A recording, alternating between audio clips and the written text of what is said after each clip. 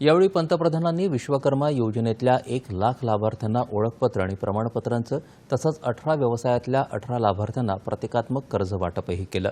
हस्त व्यावसायिकांच्या योगदानाची दखल घेणाऱ्या विशेष टपाल तिकिटाचंही यावेळी पंतप्रधानांच्या हस्ते प्रकाशन झालं।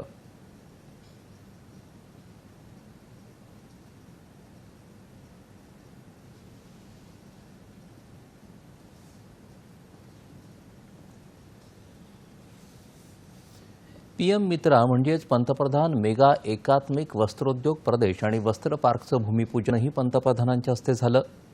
अमरावती इथं MIDC परिसरात 1000 एकरावर हा प्रकल्प उभारला जाणार आहे। वस्त्रोद्योग उत्पादन आणि निर्यातीला चालना देण्यासाठी हा प्रयत्न महत्त्वाचा ठरेल। आचार्य चाणक्य कौशल्य विकास केंद्राचं उद्घाटनही पंतप्रधानांनी यावेळी केलं। राज्य शासनाच्या या केंद्राद्वारे नामवंत महाविद्यालयांमध्ये विद्यार्थ्यांना कौशल्य विकास प्रशिक्षण मोफत दिलं जाणार आहे।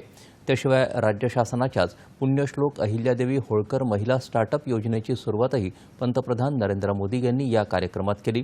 या योजनेअंतर्गत महिलांना स्टार्टअप स्थापनेसाठी 25 लाख रुपयांचं अर्थसहाय्य दिलं जाणार आहे।